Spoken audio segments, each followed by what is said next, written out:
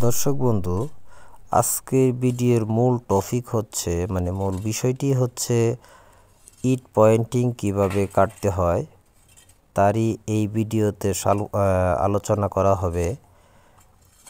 তার আগে আরেকটু কথা বলে নেই। এটি হচ্ছে আপনার একটি টিন শেড ঘর, মূলত সিমেন্টের খুঁটি দিয়ে ঘরটি করা হয়েছে এবং ভিটের সাথে মাটির যে আগের দিনের মাটির ঘরগুলো ছিল এগুলো এখন আধুনিকরণ করা হয়েছে। যেমন ইটের গাঁথনি দ্বারা আপনার পিরা পাকা করা হয়েছে। আমাদের এখানকার ভাষায় এটাকে পিরা বলে থাকে।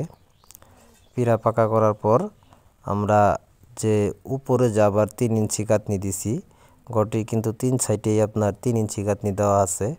সামান সাইডে আপনার নাক বারিন্দা দেওয়া হয়েছে, যার জন্য ওইখানে আমরা আর 3 ইঞ্চি গাঁথনি করি নাই। বারিন্দার কারণে 3 ইঞ্চি গাঁথনি করতে হয় নাই।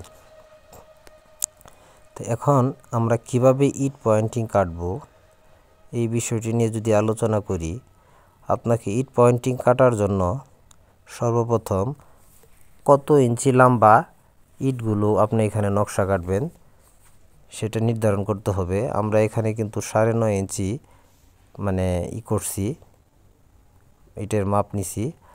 তবে আরেকটি কথা বলে নিই, এখানে আপনারা যেহেতু টিনের বেড়াটা বসবে, অবশ্যই সামন দিকে একটু স্লোপ দিবেন যেন বৃষ্টির পানিটা ভিতর দিকে না যায়। এই জিনিসটা অবশ্যই মাথায় রাখতে হবে।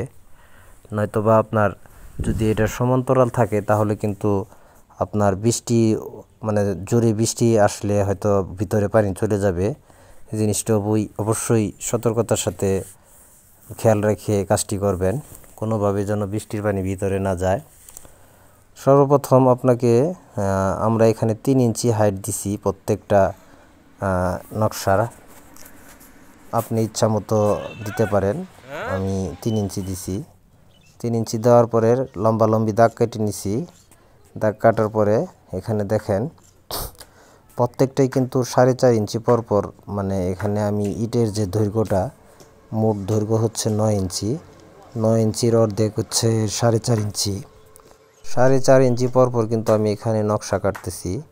আর এটি করার জন্য আপনাকে অবশ্যই দুই পাশে থেকে বা যে কোনো এক পাশ থেকে আপনাকে 4.5 ইঞ্চি পরপর একটা করে দাগ কেটে নিতে হবে, চিহ্ন করে নিতে হবে। দেখেন এখানে কিন্তু ভিডিওতে চিহ্নগুলো ইতিপূর্বে দেখানো হয়েছে, এখনও কিন্তু দেখা যাচ্ছে প্রত্যেকটা চিহ্ন। উপরেও যেটা আছে ঠিক নিচেও সেটাই আছে।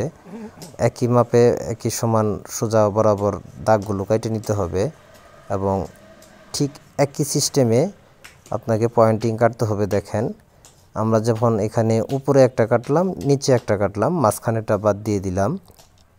ঠিক 4.5 ইঞ্চি দূরত্বে আরেকটা আমরা উপরেরটাও বাদ দিয়ে দিব, নিচেরটাও বাদ দিয়ে দিব, শুধুমাত্র মাঝখানেরটা কাটবো।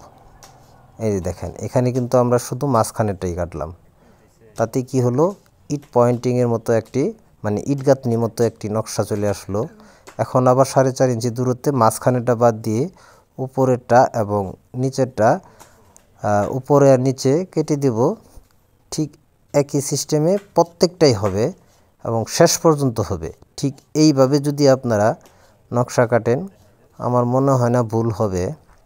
আপনারা যারা নকশা কাটতে পারেন তাদেরকে আসলে আমার বলার কিছু নাই, তারা অবশ্যই পারেন।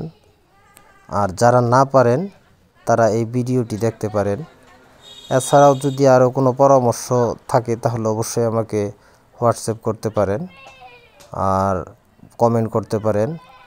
আর দর্শক বন্ধুদের উদ্দেশ্যে এতটুকুই বলতে চাই, আমি একজন ছোট ইউটিউবার হিসেবে আপনাদেরকে অনুরোধ করে বলছি, অবশ্যই আমার চ্যানেলটিকে সাবস্ক্রাইব করে দিবেন। ধন্যবাদ সবাইকে, ভালো থাকবেন। আল্লাহ হাফেজ।